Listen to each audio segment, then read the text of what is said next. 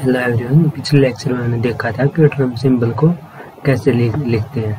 Trump symbol को कैसे लिखते हैं, पहले तो एल होता है, एल के ऊपर लिखते हैं स्पिन मल्टीप्लिसिटी 2s+1 और नीचे हम लिखते हैं जे की वैल्यू।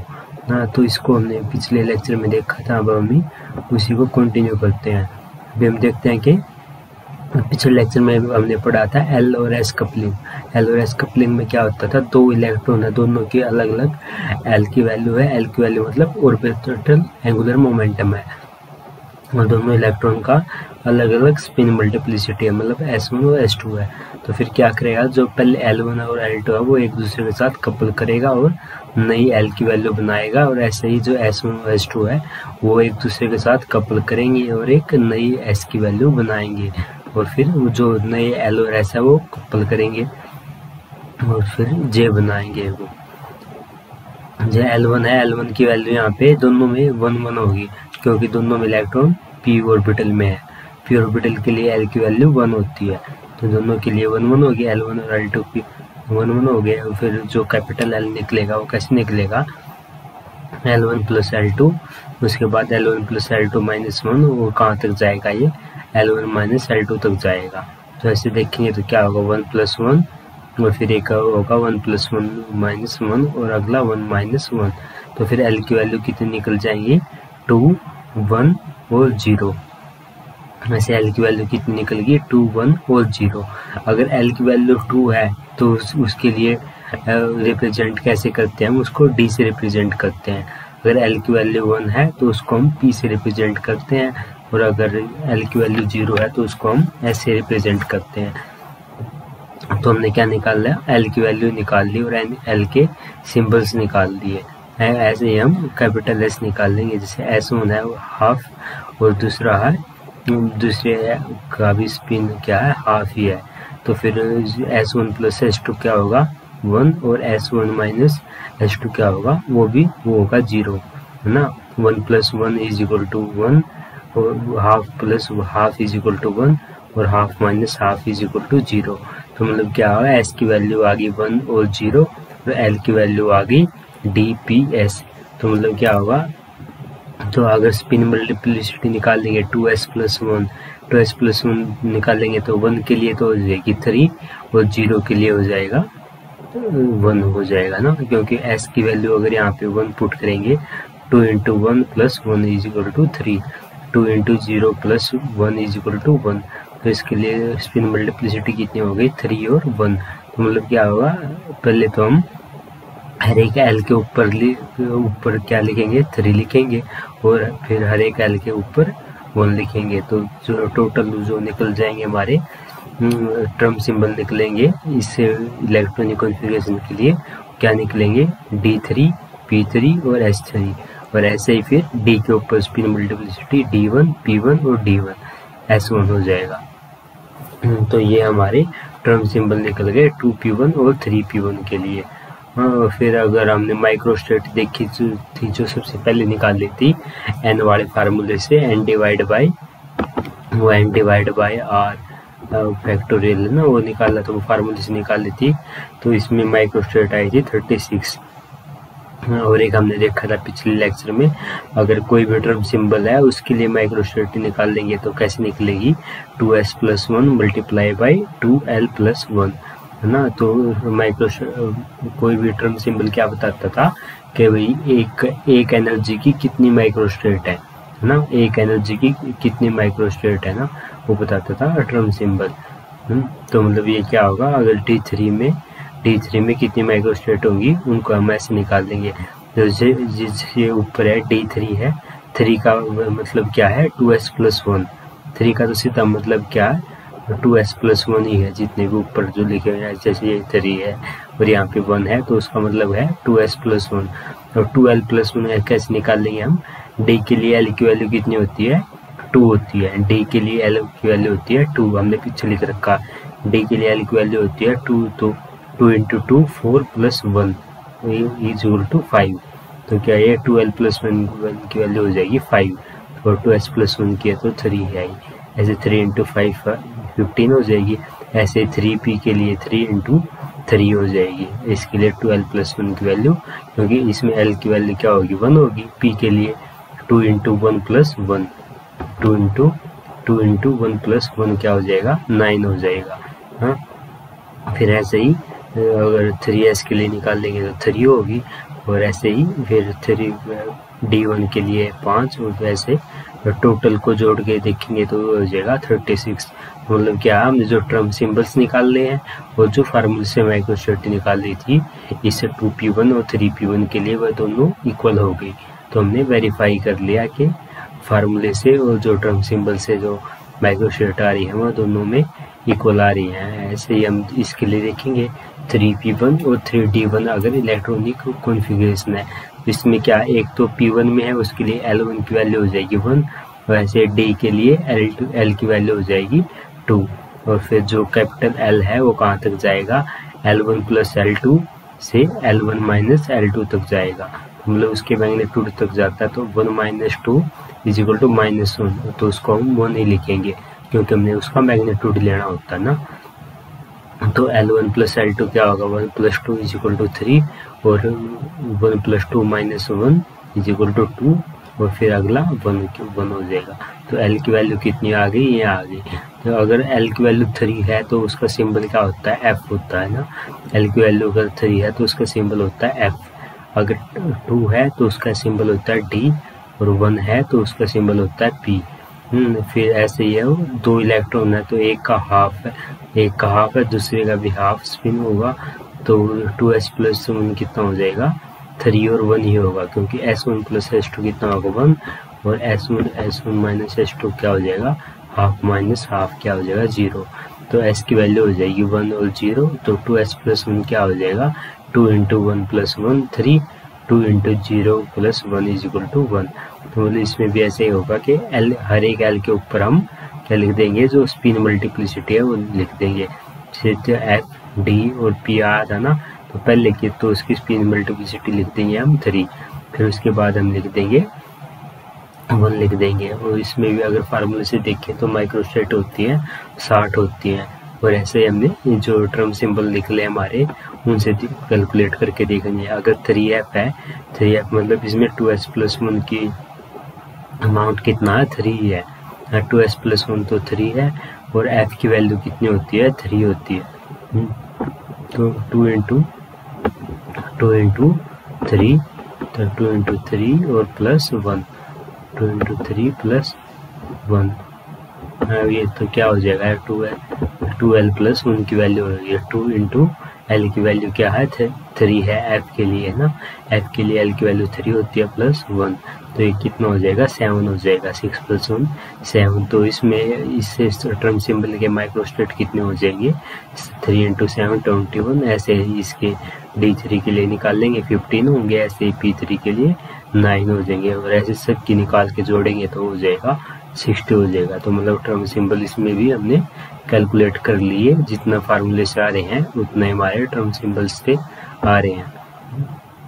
तो आगे हमने देखना है एटम और ion in the ground state. अगर कोई एटम अपनी ग्राउंड स्टेट में है, मतलब जिसमें उसकी नॉर्मल इलेक्ट्रॉनिक कॉन्फ़िगरेशन होती है, जैसे कार्बन के लिए इसकी नॉर्मल इलेक्ट्रॉनिक कॉन्फ़िगरेशन क्या होती है 1s2 2s2 और 2p2। इसके लिए हमने इसके टर्म सिंबल्स निकालने हैं।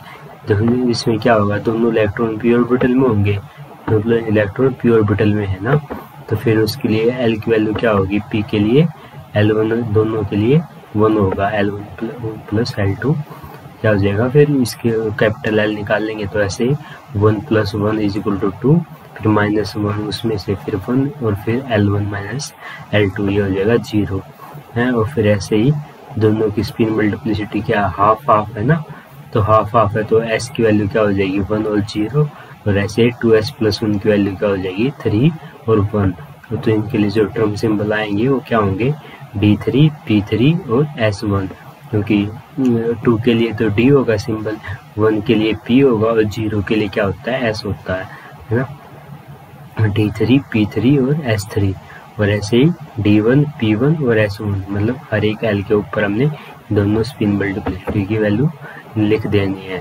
हाँ, तो फिर अब इसके क्या निकाल लें माइक्रोस्टेट निकाल लेंगे। D3 के लिए क्या होंगे 3 × 5, क्योंकि 3 तो क्या होगा 2s + 1 3 हो गया और 2l + 1 यहाँ पे 5 हो गया। ऐसे 15, 19, 3 और 5 ऐसे सारों को जोड़ के देखेंगे तो इसके माइक्रोस्टेट आएंगी 36। मतलब 2p2 के लिए माइक्रोस्टेट यहाँ पे कितनी निकली 36 निकली। लेकिन अगर जब हम फार्मूले से देखते हैं माइक्रोस्टेट 2p2 के लिए तो निकलते हैं 15, है ना। जो हमने सबसे पहले फार्मूला देखा था कल वाले लेक्चर में, तो उसमें क्या होती p2 के लिए माइक्रोस्टेट कितनी थी 15। लेकिन अगर जब हम टर्म सिंबल से देख रहे हैं तो उसमें क्या आ रही है 36 आ रही है। तो मतलब क्या है जो टर्म सिंबल्स में कुछ ज़्यादा आ रही है, जो हमारे माइक्रोस्टेट आ रही है। ज़्यादा क्यों आ रही हैं? क्योंकि अगर देखो टर्म सिंबल में अगर D3 का टर्म सिंबल देखें हम, D3 का मतलब क्या है, तो L की वैल्यू कितनी है इसमें, L की वैल्यू है इसमें 2 है, L की वैल्यू 2 है, तो L की वैल्यू 2 है और S की वैल्यू कितनी है यहाँ पे 1 है। तो मतलब दोनों का हाफ है, दोनों की हाफ है, तो इसलिए तो दोनों की हाफ होगी, तो तभी तो जो टोटल स्पिन मल्टीप्लिसिटी है वो क्या होगी 1 होगी, है ना। तो हाफ होगी तो 1 होगी, हाफ होगी तो 1 होगी। लेकिन अगर ये पॉसिबल नहीं है, दोनों की स्पिन मल्टीप्लिसिटी हाफ है।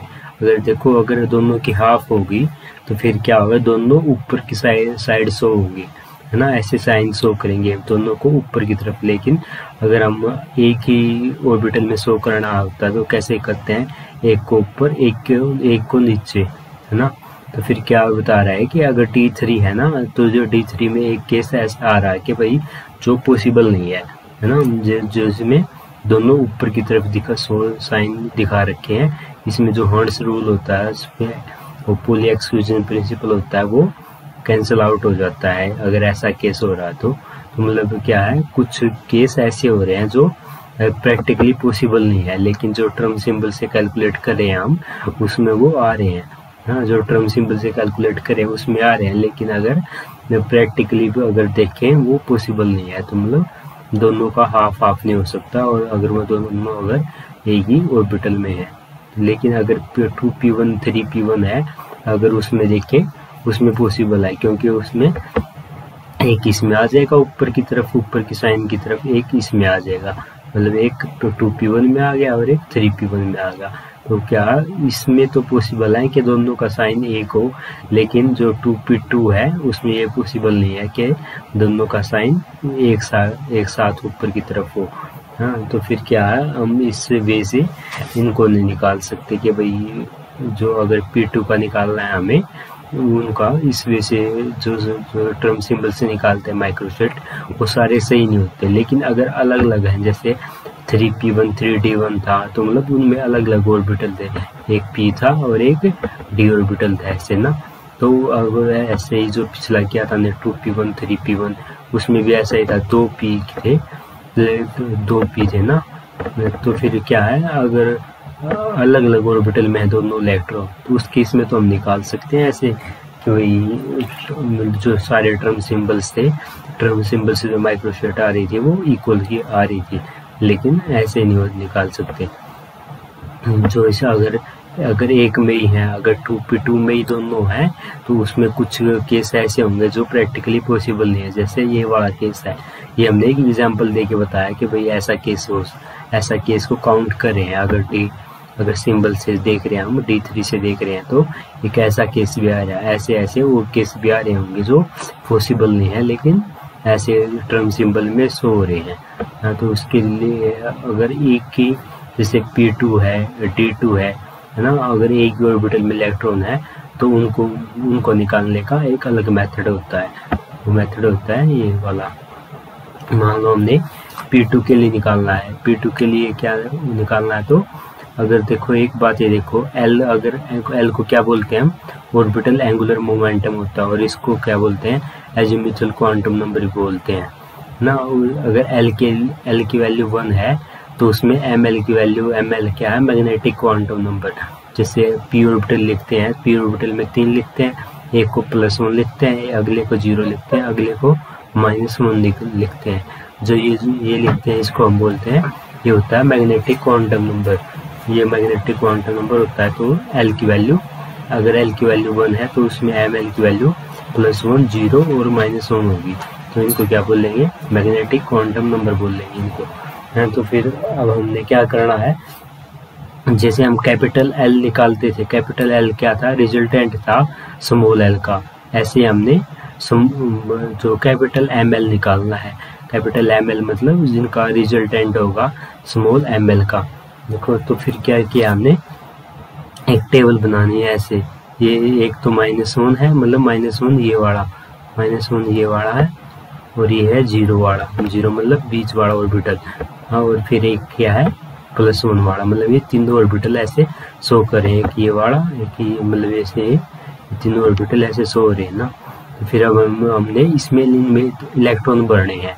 तो मान लो पहले तो इलेक्ट्रॉन हमने भरा नीचे वाले में और एक ऊपर वाले में। जो पहले वाला ये टेबल बना रहे हैं हम, ये है जो दोनों की स्पिन मल्टीप्लिसिटी सेम है, मतलब दोनों इलेक्ट्रॉन का साइन ऊपर की तरफ है ना, दोनों का इलेक्ट्रॉन का साइज ऊपर की तरफ है, इसलिए इसमें भी ऊपर है और इसमें भी ऊपर है।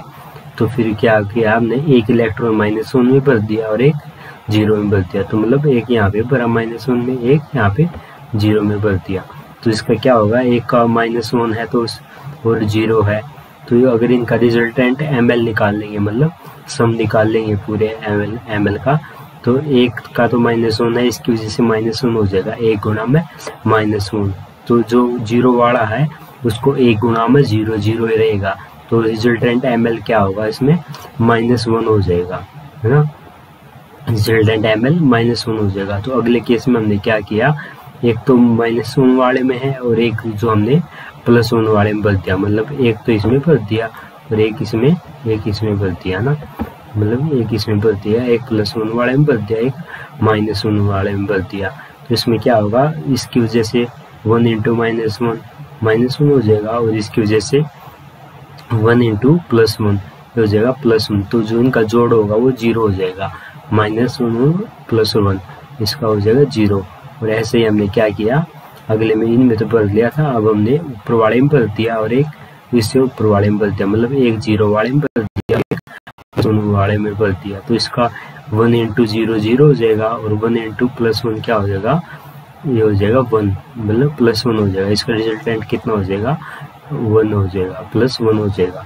तो फिर जितने भी हमारे ml निकले हैं ना, उनको लिख देंगे हम, जो क्या आया, एक तो -1 आया है रिजल्टेंट, एक आया 0 आया है और एक आया +1। अब हमने इनको लिख दिया ml -1 0 और +1 है। और फिर क्या है, जो जैसे हम l को अगर हमने l निकाला था तो उसका कैपिटल स्मॉल m क्या आया था, +1 0 और -1। ऐसे ही क्या है, जो कैपिटल m आया है -1 0 और +1 है, तो हमें हमने उल्टा दिल सोचना है। जैसे l+1 l अगर 1 होता तो उसके लिए ml की वैल्यू क्या थी, +1 0 और -1। और ऐसे ही फिर क्या है, हमारे पास m निकला है -1 0 और +1, तो उसके लिए l की वैल्यू क्या होगी, +1 होगी, है ना।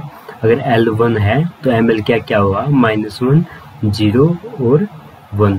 तो हमने ये होता है, लेकिन हमने क्या निकाला है, ml पहले निकाल लिया, ml की वैल्यू आई -1 0 और +1, उसके लिए l की वैल्यू क्या आएगी, 1 आएगी। l की वैल्यू 1 आ गई, तो l की वैल्यू 1 किसके लिए होती है, p के लिए होती है, हाँ। तो हमने लिख दिया p। और इसमें क्या है, दोनों इलेक्ट्रॉन थे जो दोनों ऊपर की तरफ थे, दोनों ऊपर की तरफ थे, तो मतलब दोनों की हाफ थी, और दोनों की अगर +½ थी, हाँ, दोनों की +½ थी, तो मतलब रिजल्टेंट क्या हो जाएगा, उसका जो रिजल्टेंट s आएगा वो कितना होगा, रिजल्टेंट s होगा वो कितना होगा, वो होगा 1, रिजल्टेंट s होगा 1, हाँ। तो फिर और 2s + 1 कितना होगा, 2s + 1 होगा 3, हाँ। तो फिर l की वैल्यू तो p आ गई थी और 2s + 1 कितना हो गया 3, तो हमारे लिए इसका टर्म सिंबल क्या हो गया, p3 हो गया। p3 किसके लिए आया है, जब हम दोनों का साइन सेम ले रहे थे, मतलब पैरेलल स्पिन थी दोनों की अगर पैरेलल स्पिन थी तो उसके लिए टर्म सिंबल आया है 3p।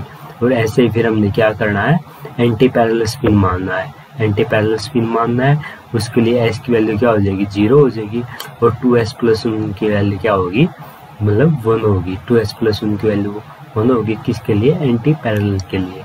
तो तो मतलब इसमें ये फिर हमने ऐसे ही बॉक्स बनाना है, मतलब ये 3 ऑर्बिटल हमारे -1 एक का m है, एक का 0 है और एक का 3 है। तो ऐसे हमने पॉसिबिलिटी देखनी है कि कैसे वो भरा जा सकता है। सबसे पहले हमने क्या किया, जो -1 वाला था उसमें भरते दोनों इलेक्ट्रॉन, -1 वाले में भरते दोनों इलेक्ट्रॉन, तो 2 इंटू -1, तो रिजल्टेंट ml कितना आ गया हमारा -2 आ गया, है ना। वो एक का -1 है तो हमारे पास 2 इलेक्ट्रॉन है, इसका हो गया -2 हो गया। फिर ऐसे हमने क्या किया, एक इलेक्ट्रॉन को यहीं पे रखा, एक को ऊपर की तरफ पहुंचा दिया, जैसे यहाँ पे एक को ऊपर की तरफ पहुंचा दिया। तो ये क्या हो गया, इसका एक का है -1, ऊपर अगले का है 0, तो रिजल्टेंट कितना हो जाएगा 1 इंटू 0 प्लस 1 इंटू -1, तो रिजल्टेंट हो जाएगा -1। ऐसे ही फिर नीचे वाले को यहीं पे रखा, ऊपर वाले को एक ऊपर ले गए, तो इसका एक का होगा -1, ऊपर ले का होगा +1, तो रिजल्टेंट क्या हो जाएगा 0 हो जाएगा। फिर अगले केस में क्या किया, हमने दोनों इलेक्ट्रॉन को 0 वाले में भर दिया, दोनों इलेक्ट्रॉन को 0 वाले में भर दिया, तो उसमें क्या होगा रिजल्टेंट 2 इंटू 0 0 हो जाएगा। फिर क्या किया हमने, एक को बीच वाले में रखा, एक को ऊपर ले गए, तो इसका एक का 0 और ऊपर वाले का +1 क्या हो जाएगा, फिर +1 हो जाएगा रिजल्टेंट। फिर दोनों को हमने +1 के सामने भर दिया, तो फिर क्या हो गया +2 हो गया, है ना। तो हमारे पास कितनी वैल्यू आ गई ml की, -2 -1 और 2 0 आ गई हमारे पास, है ना, समझिए 2 0 आ गई और एक आ गई +1 और +2। अब देखो ml को अगर एक तो हम ऐसे लिख सकते हैं, -2 आया, -1 आया, 0 +1 और +2। ये देख रहे हो, अगर ये L की वैल्यू क्या होनी चाहिए इसके लिए, ये ml निकालने के लिए L की वैल्यू होनी चाहिए 2 होनी चाहिए ना। अगर L की वैल्यू 2 है तो m की वैल्यू क्या होगी, -2 -1 0 +1 और +2। तो मतलब क्या है, ml की वैल्यू ये आई है, तो L की वैल्यू क्या है 2 है, L की वैल्यू 2 है। और फिर क्या है, एक क्या बच गया है, एक 0 बच गया इसमें ना, इसमें 2 0 है तो एक 0 बच गया। तो अगर L की वैल्यू 0 है तो उसके लिए मतलब क्या है, अगर ml की वैल्यू 0 है तो उसके लिए L की वैल्यू भी 0 होगी, है ना। ml की अगर L अगर 0 है, L अगर 0 है तो वो L अगर 0 है तो उसके लिए ml की वैल्यू क्या होती है, ml की वैल्यू उसके लिए भी L 0 है तो उसके लिए m की वैल्यू कितनी होती है, 0 ही होती है।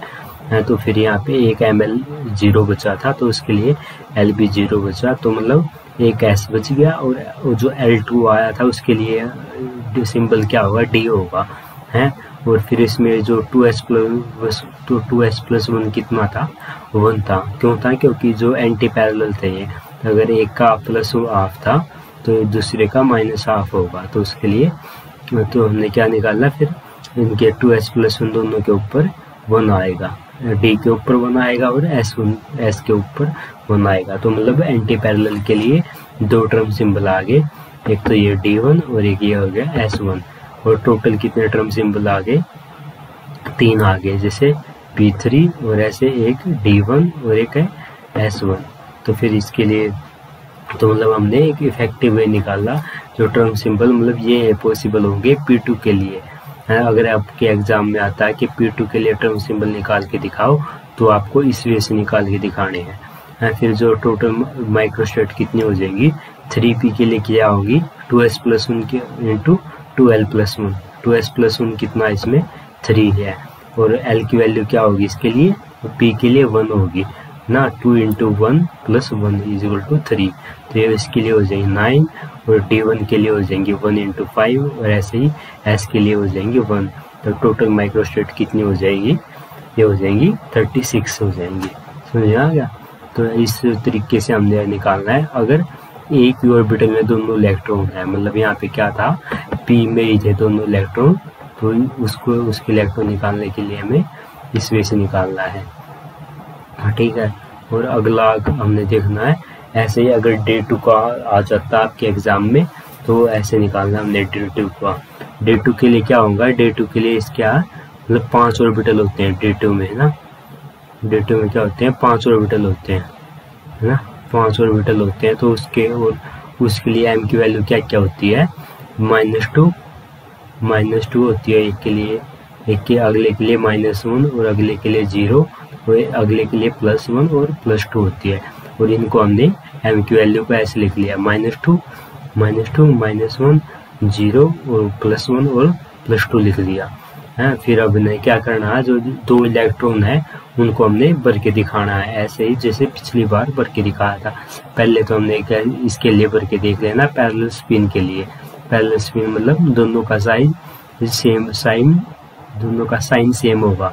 जैसे दोनों ऊपर है इसमें ना, इसमें भी ऊपर है, इसमें भी ऊपर है, इनमें सारों में इनका साइन सेम है।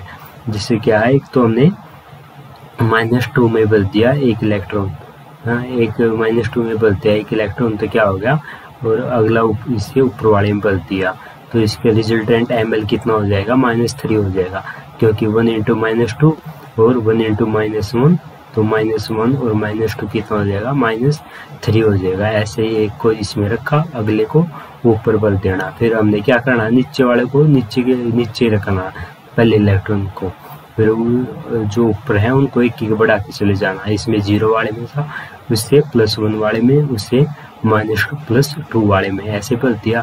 फिर हमने क्या करना, नीचे वाले इलेक्ट्रॉन को एक ऊपर सरका देना, तो मतलब ऊपर वाले रो में आ गया, और उससे ऊपर वाला इलेक्ट्रॉन इससे ऊपर वाले में।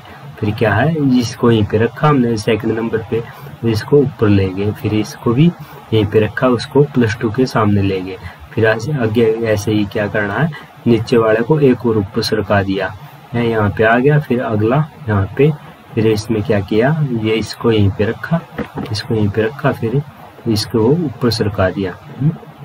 ऐसे ही फिर क्या, ये हमने टोटल ml की वैल्यू निकाल लेनी है। ml की वैल्यू क्या क्या आएंगी, -3 -2 -1 0 0 0 -1 0 और ये 1 -1 1 +1 +2 +3 ये आएंगी। तो मतलब इसमें क्या क्या आ रहा है, इसमें देखो एक तो -3 से -2 वाली सीरीज बन रही है, और एक क्या आ रहा है, और एक -1 0 और +1 वाली सीरीज बन रही है।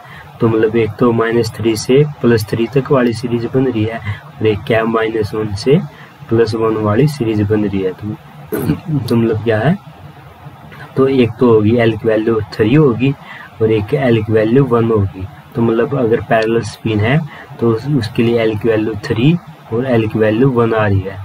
L की वैल्यू 3 है तो उसका सिंबल क्या होगा, F होगा, और L की वैल्यू 1 है तो उसका सिंबल क्या होगा, P होगा, है ना। तो और ये दोनों सेम साइन, मतलब दोनों का साइन सेम है, यहाँ पे पैरेलली फिल हो रहे हैं, तो उनके लिए क्या है, S की वैल्यू क्या हो जाएगी, 1 होगी ना। एक दोनों के लिए हाफ S की वैल्यू हो जाएगी 1, और 2s + 1 की वैल्यू क्या हो जाएगी, यहाँ पे 3 होगी। तो मतलब जो पैरेलल स्पिन है उसके लिए टर्म सिंबल क्या आया, 3f आया, और एक क्या आया, 3p आया, है ना। फिर ऐसे ही हमने क्या निकालना है, एंटी पैरेलल के लिए निकालना है। एंटी पैरेलल में क्या होगा, मतलब दोनों का स्पिन से अलग अलग होगा, जैसे एक ऊपर है तो अगला नीचे की तरफ होगा। ऐसे ही ये इसमें भी ऐसे एक ऊपर है एक नीचे है, एक ऊपर है एक नीचे है। और जिसमें एक ऊपर एक नीचे है उसमें तो ये पॉसिबल है कि भाई दोनों इलेक्ट्रॉन एक ही ऑर्बिटल में फील्ड हो, जैसे इसमें हो रहे हैं। लेकिन ये क्या है, जो दूसरे में क्या है वो नहीं, उसमें पॉसिबल नहीं है। हाँ, जैसे अगर ये था पैरेलल वाले में ऐसे नहीं हो सकता कि दोनों ऊपर की तरफ ही हो और एक ऑर्बिटल में ही हो जाए ना। तो फिर इसके ऐसे ही हमने इसकी वैल्यू निकाल लेने हैं। जैसे दोनों इलेक्ट्रॉन क्या है, -2 वाले में है, तो इसके लिए मैं जो कैपिटल ml की वैल्यू है -4 आ जाएगी। तो फिर इसके लिए जो हम देखेंगे, इसको जो कैपिटल ml की वैल्यू आएगी, एक तो सीरीज बनेगी -4 से +4 तक बनेगी, एक सीरीज क्या बनेगी -2 से +2 तक बनेगी, और एक क्या, एक 0 बचेगा। हाँ, तो जो सीरीज -4 से +4 तक है तो उसके लिए L की वैल्यू क्या है, उसके लिए L की वैल्यू है 4। L की वैल्यू 4 है, और अगर L की वैल्यू 4 है तो उसका सिंबल क्या होता है, उसका सिंबल होता है G है। उसका सिंबल क्या होता है, उसका सिंबल होता है G। एक तो G सिंबल आ गया, एक -2 से +2 तक है तो उसके लिए D की वैल्यू क्या हो जाएगी, L की वैल्यू क्या हो जाएगी, 2, मतलब 2 होगी L की वैल्यू, और उसका सिंबल लिखा जाएगा D।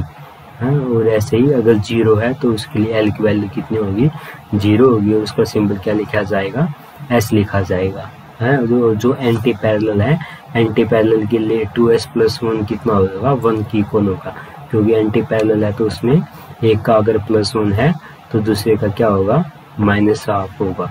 हाँ, एक का +½ है तो दूसरे का -½ होगा। तो उसमें जो एस की वैल्यू आएगी वो क्या आएगी, एस की वैल्यू उसमें आएगी 0, एस की वैल्यू 0 आएगी। और तो फिर 2s + 1 कितना आएगा, 1 आएगा, है ना। तो फिर इनके जो टर्म सिंबल निकाल लिया हमने, उनके ऊपर क्या लिखेंगे, 1 लिखेंगे। जैसे G1 आ गया, D1 आ गया और S1 आ गया। हाँ, तो फिर जो पैरेलल के लिए क्या क्या आए थे, 3f आया था और 3p आया था। और एंटी पैरेलल के लिए क्या आया, 1G 1D और 1S है। तो टोटल टर्म सिंबल क्या हो गए, 3f 3p 1D 1G और 1S हो गए। और तो फिर ऐसे ही अगर हम माइक्रोस्ट्रेट निकाल लेंगे इनकी, तो कितनी आएगी, 3f के लिए 2s + 1 की वैल्यू 3 होगी और f के लिए 2l + 1 कितना हो जाएगा, 7 होगा। हाँ, ऐसे ही 3p के लिए, और ऐसे ही निकाल लेंगे हम अगर 1g के लिए निकाल लें, 2s + 1 की वैल्यू 1 है और इसमें अगर 2l + 1 निकाल लेंगे तो l की वैल्यू क्या है, g के लिए l की वैल्यू है 4, 2 × 4 2 × 4 2 × 4 + 1 हो जाएगी, क्या वैल्यू होगी ये, 2l + 1 की वैल्यू हो जाएगी। ये कितनी होगी, ये होगी 9 हो जाएगी, है ना। 2l + 1 2 × 2 × 4 8 + 1 मतलब 9 हो जाएगी। तो इसके लिए यहाँ पे 9 आ जाएगी, 9 तो 1 × 9 9 हो जाएगी। तो इसके लिए टोटल माइक्रोस्ट्रेट निकालेंगे तो कितने आएंगी, 45 आएंगी। ठीक है, तो इसके लिए टोटल माइक्रोस्ट्रेट क्या आएंगे, 45 आएंगे। और अगर उस फार्मूले से, जो पहले वाला फार्मूला हमने देखा था माइक्रोस्ट्रेट निकालने का, और उससे भी देखेंगे तो उससे भी माइक्रोस्ट्रेट कितने आएंगे, 45 आएंगे। तो मतलब हमने क्या देखा, ये दो निकाल के देखे, P2 के लिए और D2 के लिए निकाल के देखे हैं। तो मतलब क्या, जो टर्म सिंबल से माइक्रोस्ट्रेट निकाल लेंगे वो हम इस वे से निकाल लेंगे अगर एक ऑर्बिटल में दोनों इलेक्ट्रॉन हैं तो। लेकिन अगर ऐसे 2p1 है जैसे, या 2p1 था या 3p1 3d1 था, उसमें हम सिंपली माइक्रोस्ट्रेट से निकाल लेंगे, उसमें रिजल्ट जो था सही बता रहा था। ठीक है, फिर अगला है hertz rule of maximum spin multiplicity. मतलब ये बताता है कि भाई कौन सी जो टर्म सिंबल, हमने इतने टर्म सिंबल निकाल लिए एक इलेक्ट्रॉनिक कॉन्फ़िगरेशन के लिए, कौन सी जो टर्म सिंबल होगा वो ग्राउंड स्टेट होगा, मतलब किसकी एनर्जी सबसे कम होगी वो बताता है। ये 3 रूल है, ये बताते हैं क्या होता है। पहला तो spectroscopic term with the higher spin multiplicity will be the ground state term. जिसकी स्पिन मल्टीप्लिसिटी सबसे ज़्यादा होगी ना, तो जिसका मतलब 2s + 1 सबसे ज़्यादा होगा, उसको क्या मानेंगे हम, ग्राउंड स्टेट मानेंगे। जैसे जैसे P2 के लिए क्या आई थी, ग्राउंड स्टेट 3 निकली थी, 3p 1d और 1s। इसमें सबसे ज़्यादा स्पिन मल्टीप्लिसिटी 2s + 1 किसका है, P3 में है ना। तो मतलब इसमें है, ये वाला है, तो क्या होगा, ये ग्राउंड स्टेट होगी इसकी, है। तो मतलब 2p की P2 के लिए ग्राउंड स्टेट क्या होगी, 3p होगी। और देखो पॉसिबल भी यही है, तो अगर कोई इलेक्ट्रॉन बढ़ते हैं हम तो कैसे बढ़ते हैं P2 में, तो मतलब इसी वे में बढ़ते हैं ना। इसमें अगर देखें L की वैल्यू क्या होगी, +1 होगी, क्योंकि एक के लिए 0 है एक के लिए +1 है, तो L की वैल्यू तो होगी 0। और जो स्पिन मल्टीप्लिसिटी दोनों की हाफ है, और तो फिर हाफ है तो S की वैल्यू हो जाएगी 1 और 2s + 1 हो जाएगा 3। हाँ, तो मतलब क्या होगा, P2 के लिए ग्राउंड स्टेट क्या होगी, P3। अगला रूल क्या है, if two spectroscopic term having the same value of highest spin multiplicity then the spectroscopic term with highest value of L will be the ground state. मतलब अगर दो टर्म सिंबल ऐसे हैं जिनमें स्पिन मल्टीप्लिसिटी सेम है, जैसे इसमें 3f है 3d है, तो इसमें जो ऊपर है 2s + 1 दोनों में सेम है। अगर ऐसा केस बन रहा है तो जिसके लिए L की वैल्यू ज़्यादा है वो ग्राउंड स्टेट बन जाएगा।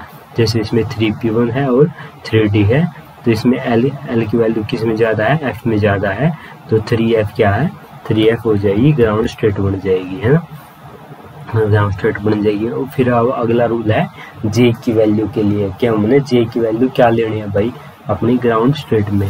देखो इफ 2 और मोर वैल्यू है with the same value off spin multiplicity and same value of L, अगर मतलब दो टर्म सिंबल ऐसे आ रहे हैं जिसमें स्पिन मल्टीप्लिसिटी भी सेम है और एल की वैल्यू भी सेम है, तो उसमें जे के बेस पे हम देखेंगे कि कौन सी ग्राउंड स्टेट है। देखो अगर हाफ फील्ड है, अगर ऑर्बिटल जो है हाफ फील्ड है, तो उसमें क्या होगा, जे की वैल्यू क्या होगी, एल माइनस एस है होगी, मतलब लेस देन हाफ फील्ड है, मतलब हाफ फील्ड से कम भरा हुआ है ऑर्बिटल, तो उसमें जे की वैल्यू होगी एल माइनस एस। अगर हाफ फील्ड से ज़्यादा भरा हुआ है तो उसमें होगी एल प्लस एस होगी, जो जे की वैल्यू होगी। जैसे P2 है, P2 में क्या है, 2 इलेक्ट्रॉन ऐसे भरे हुए, तो ये क्या है, मतलब हाफ फील्ड से कम है, मतलब हाफ फील्ड कब होता है, जब तीनों में एक एक इलेक्ट्रॉन होता, लेकिन इसमें क्या है 2 में ही है, तो ये क्या है, लेस देन हाफ फील्ड है, तो इसमें जे की वैल्यू कौन सी होगी, जे की वैल्यू होगी इसमें एल माइनस एस, है ना। तो एस की वैल्यू तो इसमें क्या 1 है, और पी के लिए भी एल की वैल्यू क्या होगी, 1 होगी, तो 1 माइनस 1 हो क्या हो जाएगा, 1 माइनस 1 हो जाएगा 0, तो मतलब एल माइनस एस क्या हो जाएगा, इसमें जो जे की वैल्यू होगी, जे की वैल्यू इसमें होगी L minus S, 1 minus 1 is equal to 0, तो इसका टर्म सिंबल क्या हो जाएगा 3p0। जे को हम नीचे लिखते थे ना, तो जे की वैल्यू यहाँ पे 0 होगी, है ना। तो ये है, अगर इसमें अगर 4 इलेक्ट्रॉन होते, p4 होता ये, तो फिर क्या होता, जे की वैल्यू एल प्लस एस मान के चलते हम, और अगर एक केस होता है कि हम मान लो है हाफ फील्ड है, पूरा हाफ भरा हुआ है वो ऑर्बिटल हमारा, अगर पूरा हाफ भरा हुआ है तो क्या एल की वैल्यू इसमें 0 हो जाएगी, मतलब पांचों में एक एक इलेक्ट्रॉन होगा, जो प्लस वाले हैं +2 और +1 है वो -1 और -2 से कैंसिल आउट हो जाएंगे, तो उसमें एल की वैल्यू 0 हो जाएगी, और जो जे की वैल्यू है वो एस के इक्वल होगी, है ना। तो इसमें जो है जे की वैल्यू एस के इक्वल हो जाएगी, ठीक है। और आगे हम अगले लेक्चर में कंटिन्यू करेंगे।